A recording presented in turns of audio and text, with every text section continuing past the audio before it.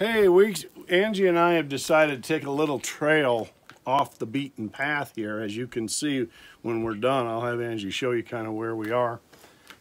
Right here, there are two wooden framed sections where Custer's men in 1876 carved their initials in the rock.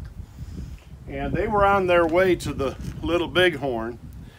It's easy to get turned around out here, but I'm assuming Montana's that way.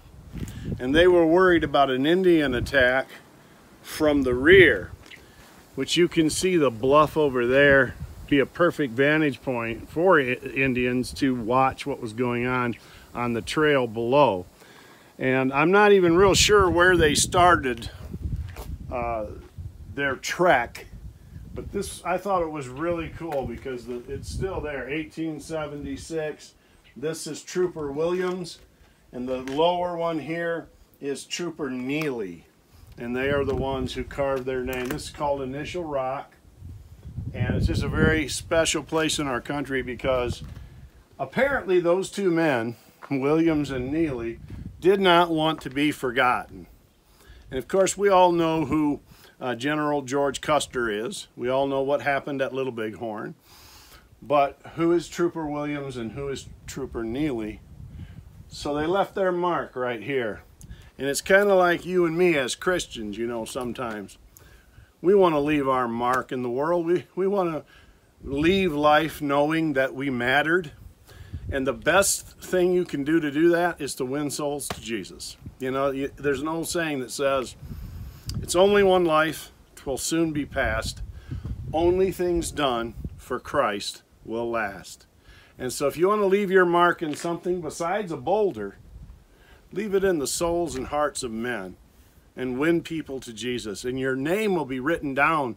It's already written down as saved in the books of heaven, but you'll also get a soul winner's crown. And that makes the journey through this sometimes miserable place. I'm telling you, it's like 100 degrees out here today. One day it was as high as 106. And kind of miserable trek, you know, through life. And a lot of people have a lot of hardships. But you're being recorded in the halls of heaven as a soul winner. Man, I want to encourage you today. As much as I love history, and this is just kind of always thrills me, you know, to see stuff like that. Thrills me even more to win souls to Christ. I want to encourage you, please be a soul winner. Don't be afraid or ashamed of the Master. Just tell people what Jesus has done for you. So from here, and we'll just call this place in the middle of nowhere, North Dakota, this is Brother Paxton saying, go with God and he will go with you. Bless you. You know, troopers Williams and Neely never suspected that their signatures in those rocks would become an enduring record of that historic event, the Battle of Little Bighorn. They were on their way.